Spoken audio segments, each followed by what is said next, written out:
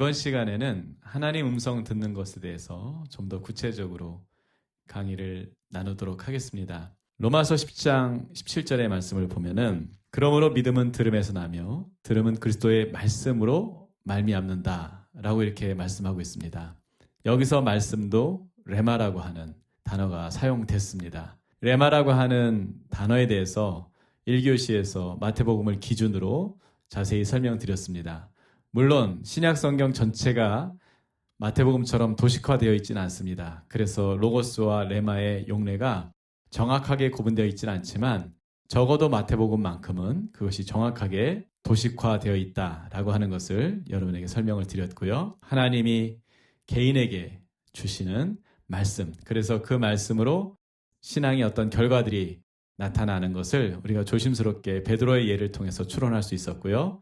또 마태복음 19장에 나오는 부자 청년 같은 경우는 예수님의 말씀을 개인적으로 들었지만은 그 말씀에 반응하지 않았기 때문에, 순종하지 않았기 때문에 결국은 레마의 말씀이 되지 못하고 일반 사람들에게 예수님의 사역적으로 하셨던 그 로고스로 그렇게 기록되어 있다고 하는 것을 살펴봤습니다. 자, 믿음의 고향이 어디냐라고 했을 때 저는 말씀이라고 믿습니다. 말씀이 있어야 믿음도 발생할 수 있다. 저는 그렇게 보는 것이죠. 하나님이 우리에게 믿음을 요구하실 때 그냥 믿음을 요구하시지 않습니다. 반드시 먼저 말씀을 보내시고 그 말씀을 통해서 우리에게 믿음을 요구하시는 것이죠. 그랬을 때 하나님의 말씀을 하나님의 말씀으로 듣는 것, 그래서 하나님의 말씀이 사라지는 것이 아니라 우리 안에 심겨지고 남게 되는데 이것을 레마의 말씀이라고 우리가 그렇게 정의할 수가 있는 것입니다. 그 말씀의 결과가 무엇이냐? 믿음이라는 것이 반드시 발생하는 것입니다. 믿음은 결국은 있다와 없다의 문제로 그렇게 귀결될 수 있는 것 같습니다. 굉장히 이분법적인 사고인 것 같지만 하나님이 믿음을 선물로 주십니다. 말씀을 통해서 우리에게 믿음을 선물로 주실 때 선물을 주시는 하나님께서 예를 들면 저에게 주셨어요. 그러면은 저는 믿음이 있어야 하는 것입니다. 어떤 사람들은 그 선물을 거부했습니다. 그러면 믿음이 없는 것입니다. 상대적으로 믿음이 좋다 또는 강하다, 약하다 이렇게 평가할지 모르겠습니다. 그러나 믿음의 주님이신 하나님이 보시기에는 믿음이라고 하는 것은 있다 혹은 없다 이렇게 판단하실 것 같습니다. 자, 하나님 말씀을 제가 들었습니다. 그 말씀을 받았고 믿었습니다. 그러면 당연히 하나님 원하시는 믿음이라는 것이 발생하는데 로마서가 말씀하고 있는 그 믿음의 내용이 무엇이겠습니까? 저는 결론적으로 그 믿음이라고 하는 것은 결국 관계와 대가 지불을 요구한다라고 하는 것으로 정의하고 싶습니다. 신약 성경을 읽어보면은 사실이 그렇습니다.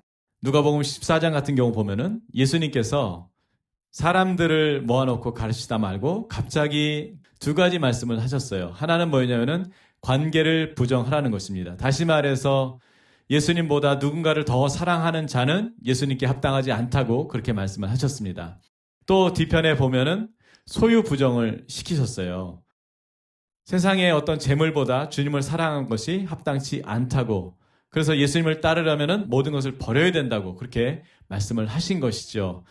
그러면서 비용 계산에 대한 말씀을 하십니다. 적군이 쳐들어왔을 때 어떤 왕이 그것을 막을 수 있을지 막을 수 없을지 먼저 계산하고서 싸우든 화평을 하든 결정해야 한다고 말씀을 하셨고요. 또 하나 이제 망대를 세우는 일이 있어서 어느 정도 비용이 드는지를 계산하고 건축을 해야 된다라고 하는 그런 말씀을 하시면서 예수님을 따름에 있어서 대가 지불, 비용이 반드시 든다고 하는 것을 말씀하셨는데 결국은 인간에게 있어서 가장 중요한 것 두 가지입니다.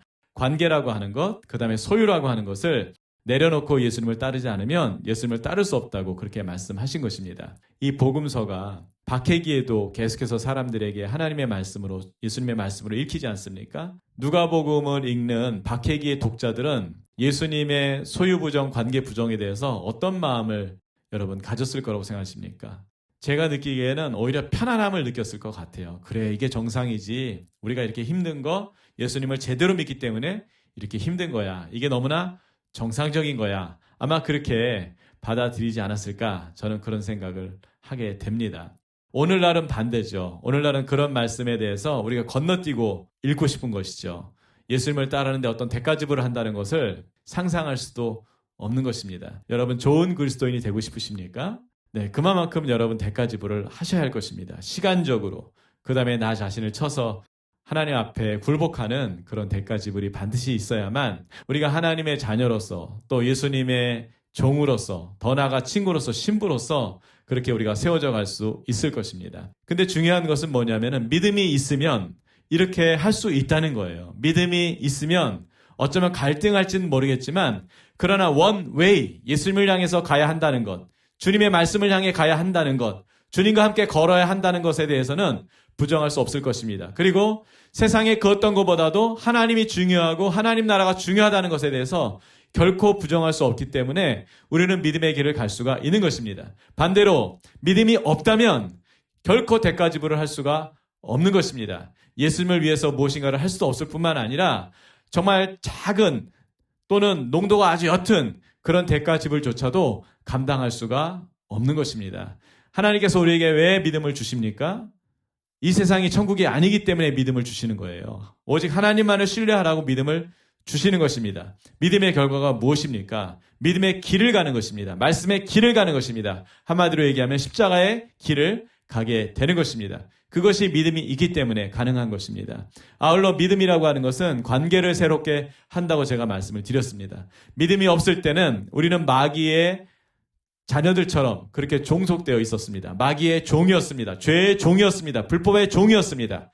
불의한 일을 즐겨 했습니다. 그러나 예수님을 믿고 난 뒤에 하나님의 자녀가 되고 보니 이제 더 이상 그런 일을 할 수가 없는 것입니다. 그래서 관계가 새로워지기 시작하는 것이죠. 하나님과의 관계가 새로워질 것이고 또 나와 나 자신의 관계가 새로워질 것이고 다른 사람과의 관계도 새로워질 것이고 자연과의 관계도 새로워질 것입니다. 특별히 기독교인들 가운데 자연을 소홀히 하시는 분들이 있어요. 굉장히 영적으로 무지한 것입니다. 자연은 하나님의 선물입니다. 자연은 인간이 독점하라고 인간 마음대로 하라고 주신 그런 자연이 아닌 것이죠. 우리는 자연을 잘 보존해야 될 책임이 있어요. 창조주께서 우리에게 그런 권한을 맡기셨기 때문이에요. 여러분 사자가 무슨 자연을 개발합니까? 원숭이가 자연을 개발해가지고 파괴합니까? 그런 거 없습니다. 다 인간이 자연을 개발하는데 인간의 편의대로 심지어는 돈 때문에 자연을 개발하고 훼손하는 것이죠. 그 결과가 무엇입니까? 인간만 고통당하면 괜찮은데 그게 아니라 생태계의 모든 생물들이 고통을 당하는 것입니다. 인간의 책임인 것이죠. 그래서 자연은 될 수 있으면 최소한을 개발하는 것을 저는 맞다고 보는 거예요. 어쩔 수 없이 개발해야 된다면 정말 최소한을 개발하는 것이 좋겠다. 그리고 불필요한 개발을 하지 않았으면 좋겠다. 이 자연을 함부로 훼손하는 일에 대해서 우리가 굉장히 경각심을 가져야 할 것입니다. 자연을 사랑해야 하는 것이죠. 자, 그리고 이제 최종적으로 나쁜 관계를 맺어야 되는 존재가 있죠. 사탄입니다. 어느 사람이 사탄의 영향을 받을 수 있어요. 심지어 귀신 들릴 수 있습니다. 그런데 여러분 예수님께서 귀신 들린 사람을 어떻게 하셨습니까? 예수님이 귀신 들린 사람을 보실 때에 사탄의 조정을 받는다고 귀신의 조정을 받는다고 심판을 받아야 된다고 하면서 그 자리에서 번개를 내리거나 아니면은 무슨 땅이 갈라지게 해가지고 그 사람이 뭐 땅속 깊이 꺼지게 하거나 화산재를 뒤집어 씌우게 하거나 그러지 않으셨습니다. 오히려 귀신을 쫓아내어 주시고 그 사람을 온전하게 만드신 것을 우리는 성경을 통해 확인할 수 있습니다. 사자처럼 사탄이 우리를 공격하고 달려들 수 있을 것입니다. 그렇기 때문에 우리가 깨어 있어야 할 것입니다. 그러나 우리의 싸움이 혈과 육의 싸움이 아니라는 것. 그래서 특정인을 정말 마귀 새끼라고 한다든지 아니면은 특정인을 정말 원수처럼 여기면서 폭력을 정당화하는 이런 일들은 사실은 하나님을 굉장히 오해하는 일이고 심지어 원수를 사랑하라고 하는 하나님의 말씀에 정면으로 배치가 되는 것입니다. 똑같은 하나님 말씀을 듣는데 어떤 사람은 믿음이 생기고 왜 어떤 사람은 믿음이 생기지 않을까? 차별이 있느냐? 차별이 있는 것이 아니다. 그러나 어떤 사람은 감도가 좋은 수신 안테나처럼 감도가 좋아가지고 은혜의 감도가 좋은 것이죠. 그래서 하나님 말씀하시면 그 말씀을 잘 받아들이는 거예요. 반대로 어떤 분들은 수신 상태가 별로 안 좋은 거예요.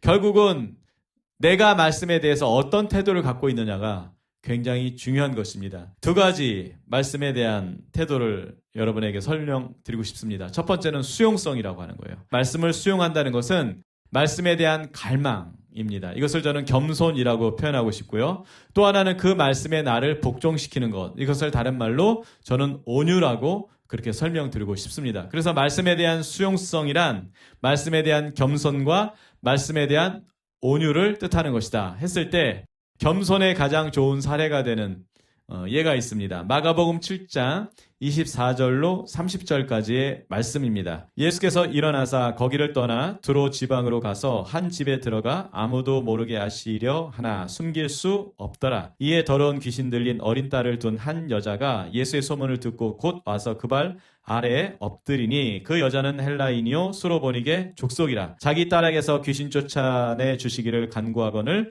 예수께서 이르시되 자녀로 먼저 배불리 먹게 할지니 자녀의 떡을 취하여 개들에게 던짐이 마땅치 아니하니라. 여자가 대답하여 이르되 주여 올소이다마는 상 아래 개들도 아이들이 먹던 부스러기를 먹나이다. 예수께서 이르시되 이 말을 하였으니 돌아가라. 귀신이 내 딸에게서 나갔느니라 하시매 여자가 집에 돌아가 본즉 아이가 침상에 누웠고 귀신이 나갔더라. 여러분 여기서 우리가 주목해야 될 표현이 있습니다. 예수께서 일어나 거기를 떠나 두로로 가셨다는 거예요. 그러면 예수님께서 어디에 계셨을까라고 했을 때 갈릴리 호수 그 북쪽에 있는 지역에 지금 계셨습니다. 거기서 갑자기 예수님이 일어나셔가지고 두로까지 가신 겁니다. 그래서 그 두로의 어떤 한 집에 들어가시게 되신 것이죠. 지도로 여러분 이것을 좀 설명드리면은 사실은 예수님이 계셨던 장소에서 두로까지는 절대로 가까운 거리가 아닙니다. 더 놀라운 것은 뭐냐면은 예수님께서 이 두로 지역에서 어떤 특별한 일을 하시지 않았다는 거예요. 그냥 이 여인 하나 만나는 것으로 사실은 이 두로 지역에서의 사역이 그냥 끝나버립니다. 참 이해가 안 됐어요, 저는. 그냥 말씀만 보고 뭐 두로 가셨나 보다 뭐 그랬을 때는 그런가 보다 했는데 이것을 지도로 찾아보고 또 그 당시 어떤 교통 여건들을 생각해 봤을 때 야, 이게 정말 좀 이해가 안 되는 왜 이렇게 멀리 가셨고 또 가셔서 기껏 하신 일이 이 여인 만나는 일 그거 하나밖에 없었다는 것이 참 이해가 되지 않는 때가 있었어요. 그러면서 더 이해가 안 되는 것은 뭐냐면은 예수님께서 두로 지역에 가셨을 때 이 여인이 찾아오지 않습니까? 가나안 여인, 수로보니게 여인이라고 하는 여인이 찾아왔어요. 감사하게도 이방 여인이 예수님을 알았어요. 소식을 들었어요. 그리고 자기의 어떤 한계가 있었어요. 문제가 있었어요. 자기 딸이 귀신이 들린 거예요. 그런데 어떤 귀신이 들렸냐면은 더러운 귀신이 들렸대요. 제가 그래서 이것을 더러운 귀신이란 또 뭐냐? 귀신도 뭐 깨끗한 귀신이 있고 단정한 귀신이 있고 더러운 귀신이냐? 더럽다고 하는 의미는 뭐냐면요. 음란하다고 하는 의미가 있어요. 성적으로 이게 무너진 것이죠. 타락한 것이죠. 이 딸이 성적으로 완전히 무너져서 삶이 파괴됐는데 문제는 파괴된 걸로 끝나는 게 아니라 계속 그 방향으로 삶을 살아가는 거예요. 제정신도 아닙니다. 귀신 들렸습니다. 자녀가 이렇게 무너질 때 엄마의 마음이 어떨까요? 이 엄마 정말 기가 막혔을 거예요. 날마다 가슴이 찢어지고 터질 것 같았을 거예요. 얼마나 괴로웠을까요? 그런데 예수님이 오신다는 소식을 들은 것입니다. 그래서 한 걸음에 예수님을 만나러 온 것이죠. 그리고는 정말 기대했을 거예요. 그런데 예수님께서 기가 막힌 말씀을 하십니다. 27절에 보면은 예수께서 이르시되 자녀로 먼저 배불리 먹게 할지니 자녀의 떡을 취하여 개들에게 던짐이 마땅치 아니하니라. 개라고 하는 동물을 무슨 친밀감으로 얘기하는 게 아니에요. 대부분 굉장히 부정적인 그런 개념입니다. 개도 아닙니다. 자세히 보면 개들입니다. 무슨 얘기예요? 네 딸도 개고 너도 개와 같다. 인격 모독이죠. 인신공격을 하신 거예요. 정말 이해가 안 되죠. 예수님 왜 이렇게 말씀하셨나. 예. 교인들이 시험 들어서 교회를 떠날 때 예수님 때문에 교회 떠났다 이런 얘기 하시는 분은 별로 없어요. 근데 지금 예수님이 어떻게 하는 거예요? 사람을 발로 차는 거예요 지금. 필요 없다는 거죠. 가라는 거죠. 내 떡을 취해가지고 너희들에게 주는 것이 마땅치 않아. 나는 내 자녀들에게 줄 거야. 하나님 백성에게만 줄 거야. 마치 이렇게 굉장히 편협하게 이 말씀이 들리지 않습니까? 굉장히 낙심이 될 것 같아요. 그런데 이 여인이 대단한 게 뭐냐면요. 28절에 보면 여자가 대답하여 이르되 주여 올소이다마는 상 아래 개들도 아이들이 먹던 부스러기를 먹나이다. 무슨 얘기입니까? 주님, 우리 개 맞아요. 개들이 주인 상 아래서 주인이 떨어뜨린 거 주는 것도 아니고 먹다가 이렇게 떨어뜨리는 경우 있잖아요. 그러면 개들이 이거 와서 낼름 먹어버리거든요. 그런 걸 지금 연상하면서 얘기합니다. 제가 이 본문을 묵상하면서 정말 은혜를 받은 적이 있어요. 예수님이 말씀하시는 개는요, 모욕적인 개념의 개입니다. 우리가 알고 있는 그게 맞습니다. 그런데 여인이 자신들을 개라고 했을 때 그 개는 어떤 모욕적인 거에 대해서 그것을 그냥 인정하는 게 아니라 예수님에 대한 로열티, 충성을 지금 고백하고 있는 거예요. 예수님의 말을 그대로 받아가지고 한마디로 이거예요. 주님, 우리 갈 데 없어요. 주님, 내 딸 더 이상 어떻게 할 수가 없어요. 예수님 아니면, 예수님마저 우리를 포기하시면 우리는 주님 정말 어떻게 할 수가 없어요. 우린 주님밖에 없어요. 마지막 희망입니다. 주님 살려주세요. 도와주세요. 주님이 우리의 주님이십니다. 지금 이 얘기를 하는 거예요, 지금. 네. 여러분, 개를 혹시 키워보셨는지요? 저는 어려서 이제 개를 좀 키워봤습니다. 개라는 동물이 얼마나 충성스러운지. 그리고 주인 바보예요, 주인 바보. 주인의 인격과 상관이 없어요. 주인이 어떤 행동을 해도 개는 주인을 따릅니다. 최근에도 제가 이제 주변에 반려견이 있습니다. 키우시는 분이 있고, 그래가지고 제가 보게 되는데요. 이게 그 충성심이라는 것. 정말 놀라워요. 주인만을 바라보는, 정말 주인만을 아는, 주인으로부터 모든 것이 온다고 믿고 있고, 우리 주인은 정말 선하다고 믿고 있고, 심지어 발길질을 해도, 수염을 잡아당겨도, 털을 깎아도, 상해를 입혀도, 오직 그 주인만을 기다리는 것. 개의 특징이 뭔지 아세요? 주인에게 절대 실망하지 않는다는 거예요. 저한테 묵상을 가르쳐준 여러 스승들이 있습니다. 그 중에 잊지 못하는 한 분이 이제 천국 가신 우리 전선태 간사님이라는 분이신데, 이분이 묵상하면서 은혜 받는 비결에 대해서 저에게 개인적으로 나눠주신 적이 있어요. 제가 묵상하면서 묵상이 잘 안 돼가지고 굉장히 딜레마에 빠진 적이 있었거든요. 앉아있어도 음성이 안 들리고 도대체 내가 지금 이게 뭐가 문제가 생긴 거 아닌가. 왜냐하면 처음 그런 경험을 했기 때문에 이게 며칠이 아니라 거의 몇 달을 앉아도 이게 그냥 말씀이 집중도 안 되고 이게 시간을 내서 앉아있는 거 외에는 의미가 별로 없는, 저도 그런 시간을 가졌어요, 여러분.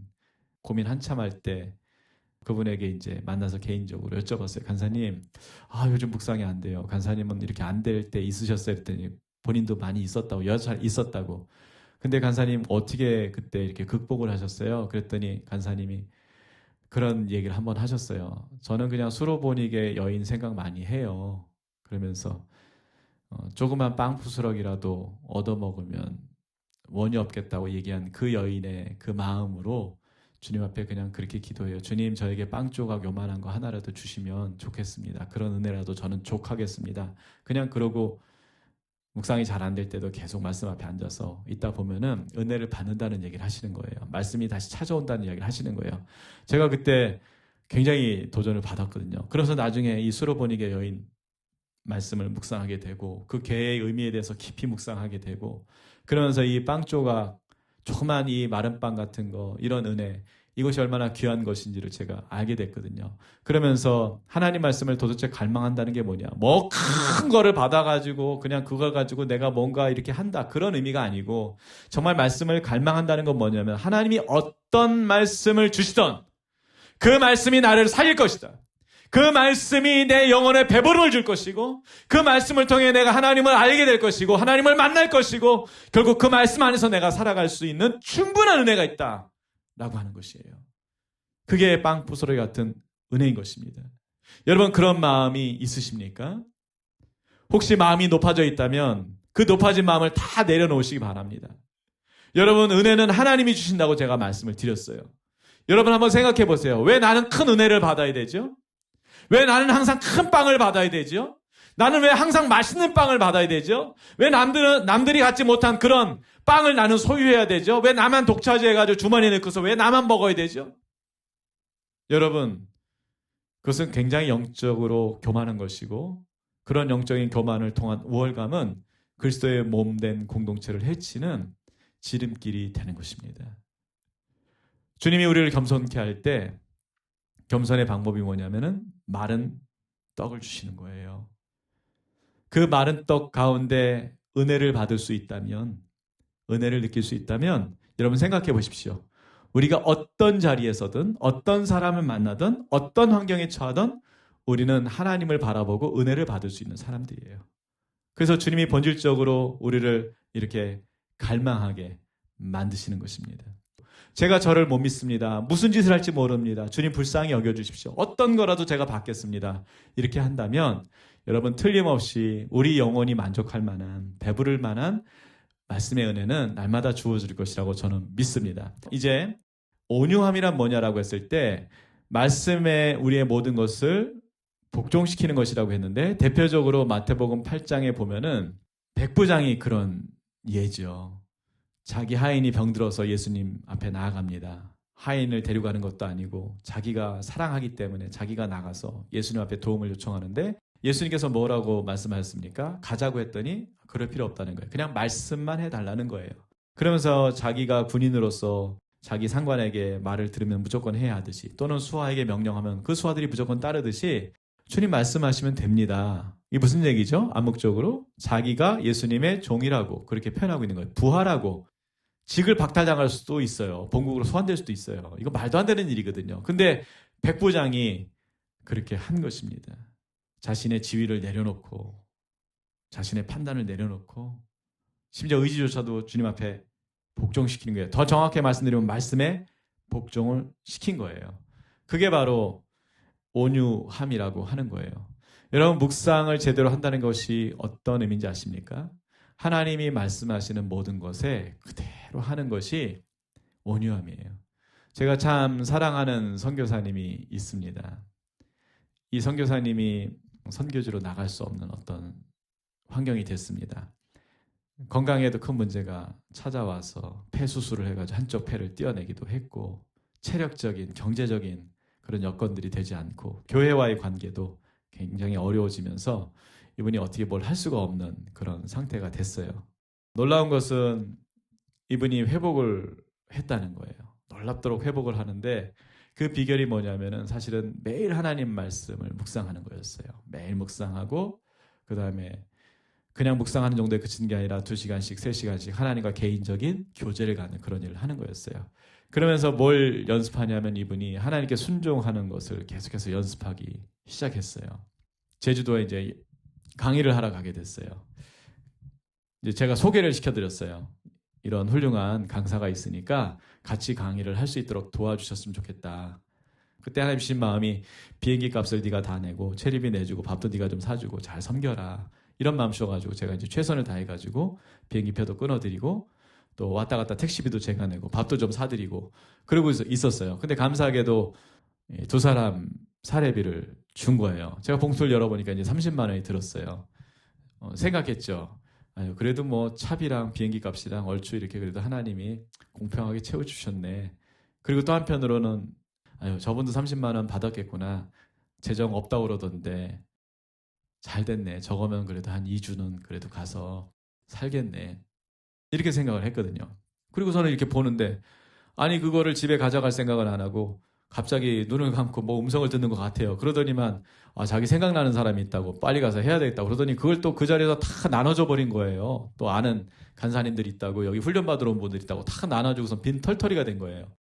제가 그걸 보는데 이게 뚜껑이 확 열리는 거예요. 도대체 이 사람은 뭐 집에 애도 있다고 그러고 부인도 있다고 그러는데 그 가족은 생각을 안 하는 모양이다. 아니면은 돈이 뭔가 이렇게 감춰놓은 게 많은가. 어떻게 이렇게 할 수가 있을까. 무책임하게. 저는 이제 그런 생각뿐이 안 드는 거예요. 그래가지고서는 비행기 타고서는 비행장에서 이제 내려가지고서 제가 기분이 나빠가지고 인사도 제대로 안 하고서 이제 헤어졌어요. 그리고 몇 달 뒤에 또 만나게 됐어요. 만나가지고 얘기를 하는데 그러는 거예요. 광일 형제님 그때 제가 굉장히 고생했어요. 그래서 무슨 얘기인가 들어봤더니 자기가 그날 이제 제주도에 이렇게 갔다 오는데 자기 딸이 제주도 출장 가는 줄 알고 부탁을 했다는 거예요. 아빠 출장 가니까 선물로 나 하나 뭐 좀 사다 달라고. 그래서 저는 뭐 좀 근사한 거 사다 달라고 하는 줄 알았더니 그 딸이 이제 아빠의 형편을 아는 거예요. 그러니까 치토스 한 봉지 좀 사다 주면 좋겠다고. 그렇게 얘기를 한 거예요. 그래가지고서는 이분이 출장 강의 마치고 저랑 헤어진 다음에 좀 늦게 헤어졌거든요. 집에 가다 말고 편의점에 들어갔대요. 그래가지고서는 치토스도 사고 뭐 하나만 샀겠습니까? 뭐 이것저것 사가지고 몇천 원씩 샀겠죠. 해가지고 봉지 넣어가지고서 이제 나오려고 직불카드 딱 긁는데 이게 잔고 부족으로 그게 안 된다는 거예요. 몇천 원이 없어가지고 안 된다는 거예요. 자기 생각에 몇만 원 있어야 되는데 뭔가 계산이 잘못됐는지 없다는 거예요. 그래가지고선 그 앞에 가가지고 현금 인출기에 가가지고 잔고를 딱 보니까 잔고가 딱 6원이 남았더래요. 6원. 예. 그래서 자기가 그거 보고 너무 어이가 없고 또 딸에게 미안하고 그래가지고서는 그때 바로 집에 들어가지 못하고 이 정도 되면 딸아이가 자겠지 해가지고 2시간 동안 궁상밖에 앉아있다가 들어가면서 하나님 앞에 그랬다는 거예요. 하나님 이게 도대체 뭐냐고. 내가 하나님께 순종했는데 우리 딸 치토스 뭐 이거 하나 사줄 만한 그런 형편이 안 되게 내가 이렇게 꼭 해야 되냐고. 나름대로 이렇게 막 하나님 앞에 컴플레인 아닌 컴플레인을 하면서 집에 들어가는데 그 집에 들어가는 그 입구에서 하나님이 말씀하셨다는 거예요. 네 딸은 내가 책임진다. 그러면서 이제 또 그게 또 복음이라고 하나님이 또 그렇게 말씀하셨다고 그러면서 이제 저한테 나눠주는데 제가 속으로 아이고 쌤통이다 막 이런 생각도 들기도 하고 또 한편으로는 이제 다신 저러지 않겠지 생각하기도 하고 또 한편으로는 야 이분의 삶이 도대체 어디까지 갈 수 있을까 이런 식으로 이제 그런 생각이 들었거든요. 그런데 놀랍게도 하나님께서 이분의 삶을 사용하기 시작하셨어요. 그래서 IT가 지진 났을 때 거기를 어떻게 가게 됐는데 거기서부터 이분이 이제 선교가 단기 선교가 시작이 되면서 지난 10년 넘도록 IT에 사역을 하죠. 지금은 굉장히 유명한 NGO 활동가로 언론에도 오르락내리락하는 선교사님이 되셨죠. 세계는 지금의 IT 특파원에 보면은 가끔 김월림 선교사님이라고 나오죠. NGO 활동가라고. 그분이 이야기입니다. 저는 이분을 통해서 온유함이 무엇인지를 참 많이 배우게 돼요. 하나님 말씀하셨기 때문에 순종하는데 그 뿌리가 뭐냐면은 묵상하는 거. 제가 2번이나 아이들을 데리고 원림 선교사님 찾아서 IT에 가봤어요. 가면은 센터에서 하는 일이 있어요. 아침에 일어나면은 다 같이 묵상하는 일입니다. 6시서부터 7시까지 묵상해요. 팀이 안 올 때 어떻게 하냐고 물어봤더니 자기는 좀 일찍 일어나는 은혜가 있대요. 그래서 새벽 4시든 3시 반이든 뭐 체력이 되는 대로 하여튼 일찍 일어난다는 거예요. 일어나면 그때서부터 하나님과 시간을 보낸대요. 7시까지 밥 먹을 때까지. 그리고서는 이제 시간 보내다가 행정적인 업무도 다 하고 뭐 다 끝내는 거예요, 아침에. 그리고서는 오후에는 이제 활동을 주로 하는 거예요. 이런 삶을 살면서 엄청난 그 선교적 파워가 나오는 것을 제가 현장에서 봤고요. 저만 본 것이 아니라 정말 이런 좋은 선한 영향력 열매들이 그 땅 가운데 계속해서 흘러가는 것을 보게 됐죠. 지금은 리틀 파일럿이라고 하는 프로젝트를 묵상학교와 함께 진행하고 있습니다. 10명의 아이들 10년 동안 키워주는 그런 사역들. 나중에 재정 강의할 때 다시 한번 소개하겠지만은 이런 일들 통해 가지고 제가 하나님께서 한 사람을 통해서 어떤 일을 일으키시는지를 보고 있어요. 정말 수천 명의 사람들, 수백 명의 학생들 하나님께서 굶기지 아니하시고 또 삶의 끈을 놓치지 않도록 한 선교사를 통해서 그런데 그 선교사가 다른 선교사가 아니라 말씀을 묵상하면서 하나님 주신 말씀에 자신의 모든 것을 내려놓고 그대로 순종했더니 정말 놀라운 역사들이 일어나는 것들 정말 사도행전을 써가는 그런 역사들을 제가 현장에서 보면서 얼마나 이것이 자랑스럽고 기쁜 일인지 모르겠어요. 여러분 말씀을 말씀으로 받는다는 의미가 무엇입니까?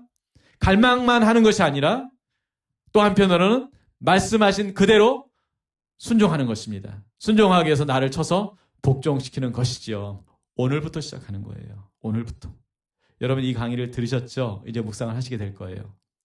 자, 어떻게 하시면 됩니까? 주님이 뭘 말씀하시면 내 생각, 내 감정, 나의 모든 것들을 말씀 앞에 내려놓고 그 말씀에 복종하는 것입니다. 그것이 말씀에 대한 온유함인 것이고요. 결국은 이 겸손과 온유함이 우리로 하여금 온전한 믿음을 갖게 한다고 하는 거예요. 또 하나 이제 보존성에 관한 것입니다.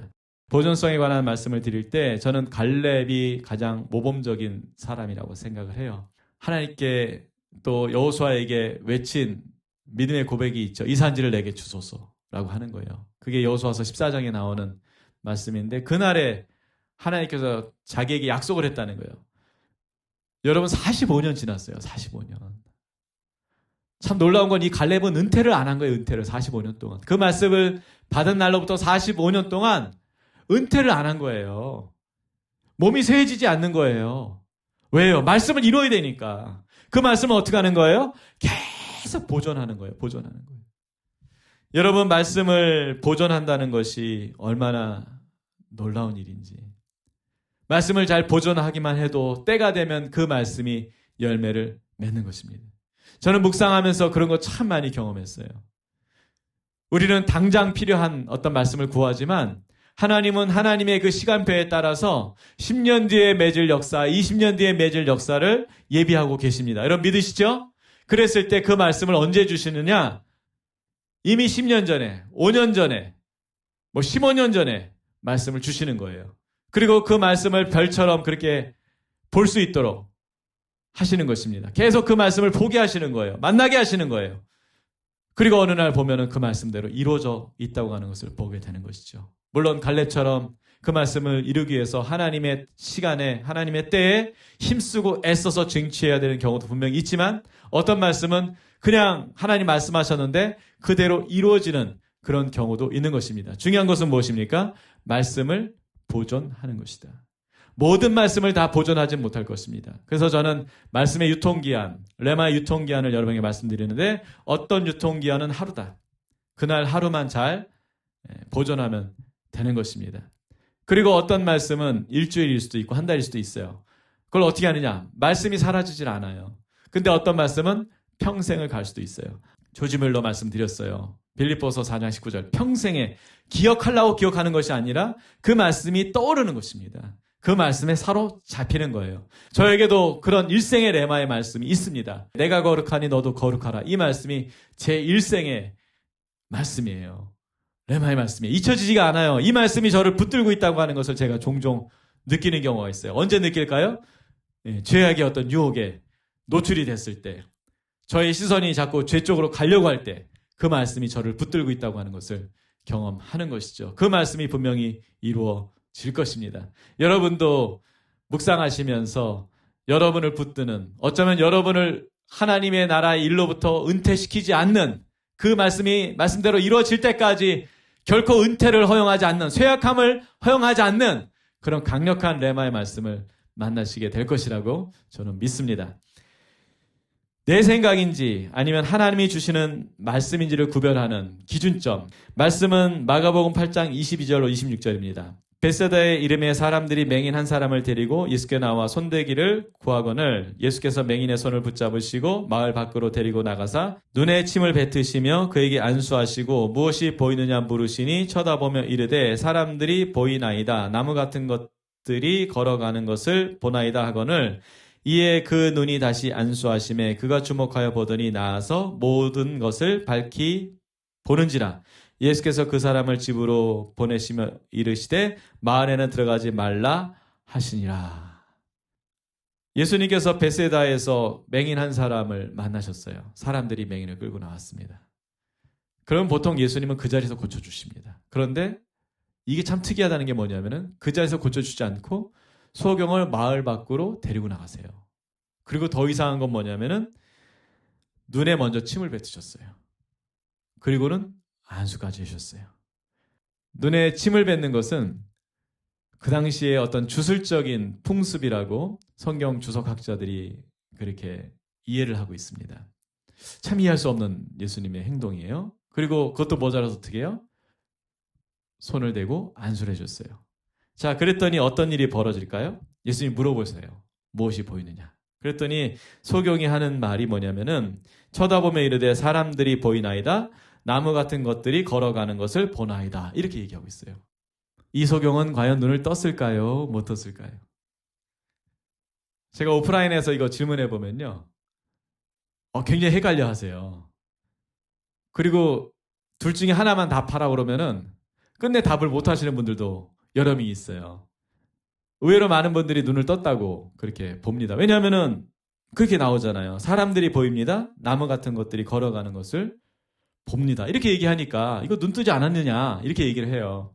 정말 소수의 분들이 저의 의도를 눈치채고 눈 못 떴다. 그럼 왜 못 떴냐? 그러면 이제 또 점점점이에요.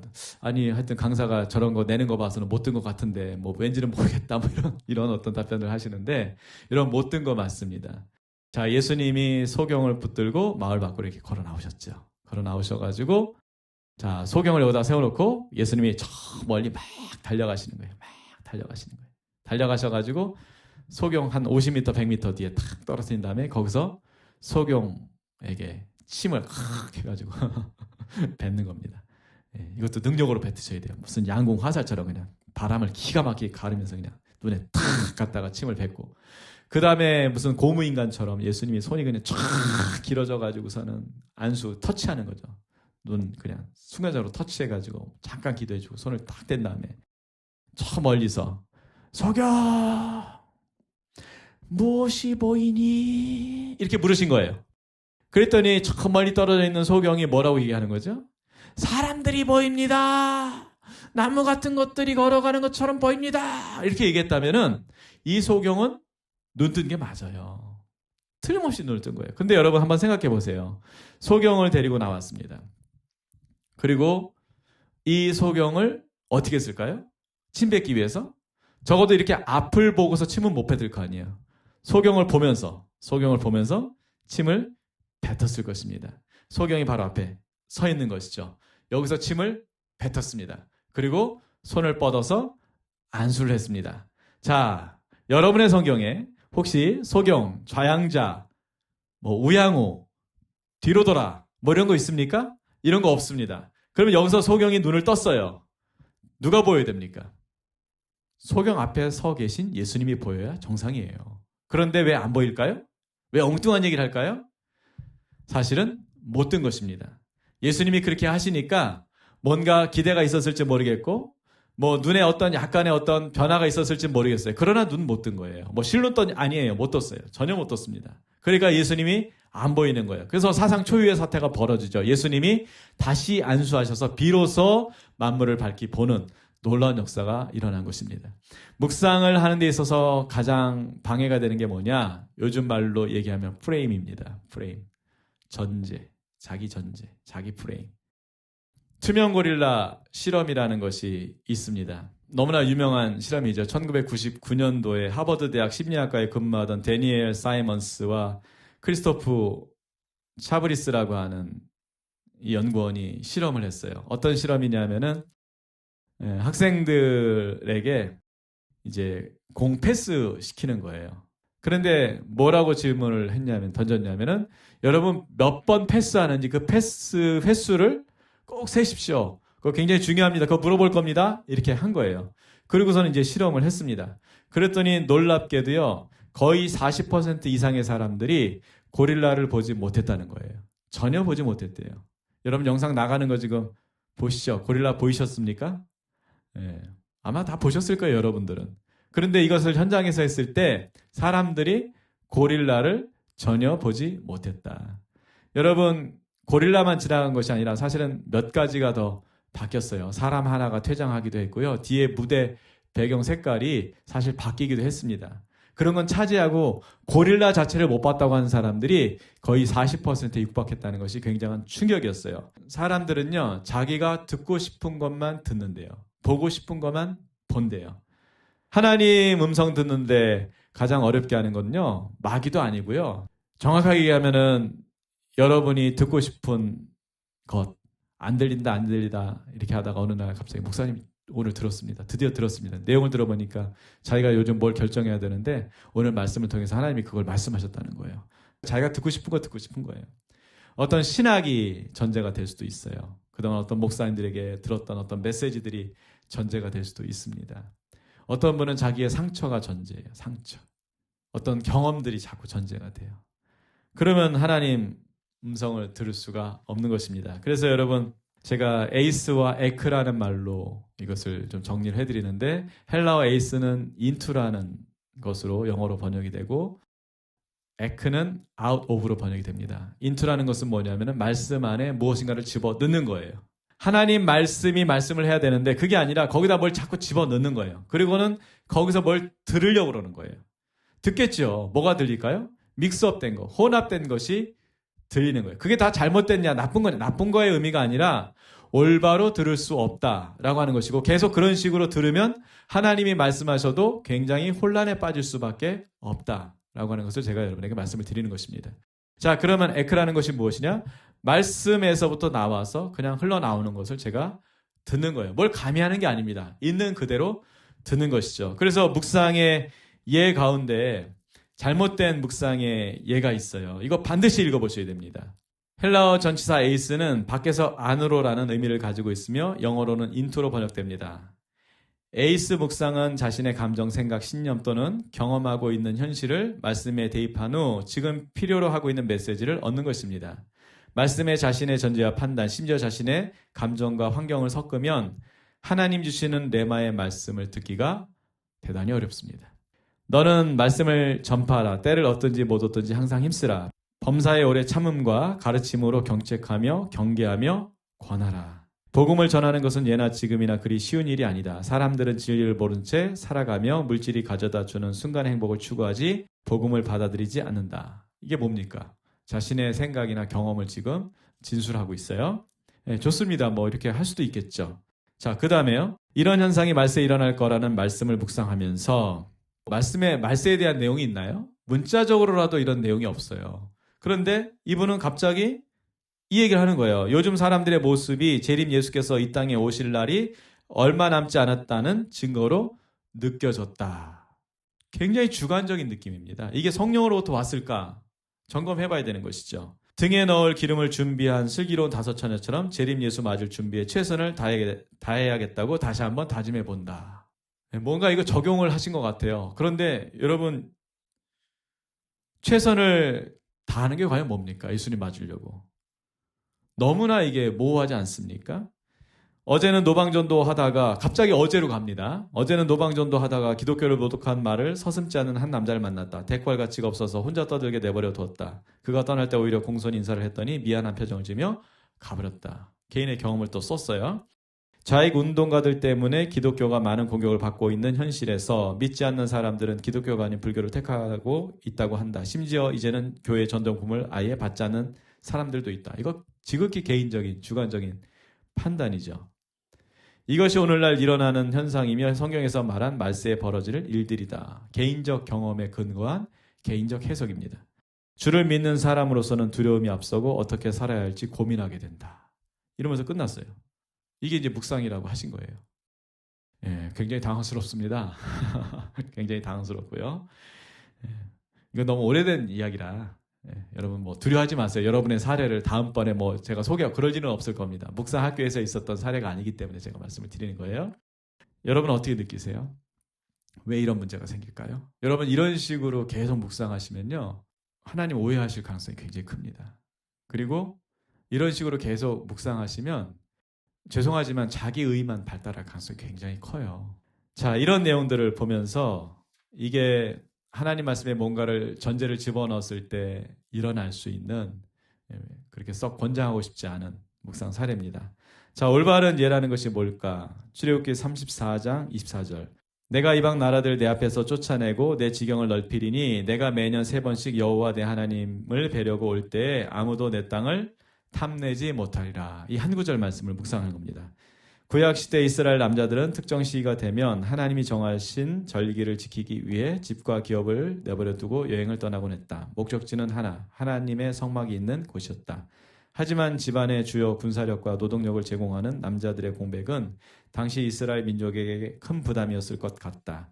호시탐탐 이스라엘을 노리고 있는 주변 민족에게 스스로 약탈의 빌미를 제공하는 것이었으니 말이다. 이 말씀을 제대로 이해하기 위해서 관찰을 최소라고 최소했는데 사실은 자세하게 심층적으로 나름 잘 하셨어요. 그런데 놀랍게도 하나님은 나에게 내가 이방 나라들을 내 앞에서 쫓아내고라고 말씀하신다. 이스라엘 민족의 탁월한 지략이나 전투력이 아니라 하나님 그분의 능력과 지혜로 그렇게 하시겠다는 것이다. 또한 영토를 넓히시는 것도 이스라엘의 군사력이나 용맹함이 아니라 하나님이 수행하시는 전쟁의 결과라고 말씀하신다. 이제 감화 감동을 받은 거죠. 어쩌면 이제 조명하심을 받은 거예요. 내 사역의 지경을 넓히는 것은 나의 능력과 지혜가 아니다. 사역에 대한 비전의 열정, 그 어떤 헌신도 아니다. 오직 하나님 말씀에 순종할 때 그렇게 된다고 말씀하신다. 자, 밑줄 그어야죠. 하나님 말씀에 순종할 때 이런 일들이 벌어진다. 이게 이제 핵심적인 이분에게서는 이게 레마인 거예요. 주님은 오늘 다시금 그분의 명령과 원칙에 순종할 것을 말씀하신다. 그럴 때 전능하신 주님이 진정으로 나와 우리 가족을 보호하시겠다고 약속하신다. 예, 받은 레마에서 머물면서 좀 더 그것이 심화됐다고 하는 것을 보게 되는 것이죠. 주님, 제가 진정으로 아버지의 말씀에 순종하며 살겠습니다. 하나님의 말씀과 원칙에 순종하는 사람에게 보호하심이 절대불변의 진리와 능력으로 임한다고 말씀해 주셔서 감사합니다. 성령님, 오늘도 말씀대로만 살게 하옵소서. 예수님 이름으로 기도드립니다. 이러면서 이제 묵상을 마쳤어요. 자, 이 묵상이 음성 듣는데 집중은 했지만 어떤 이 말씀의 내용들을 본인이 좀 더 이해하고 관찰하는 데 시간을 보낸 것은 사실이에요. 그래도 올바른 사례라고 학생분들에게 소개하는 이유가 있어요.